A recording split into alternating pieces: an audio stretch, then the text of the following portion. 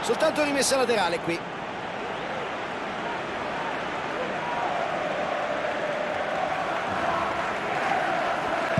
La gioca sull'altra fascia.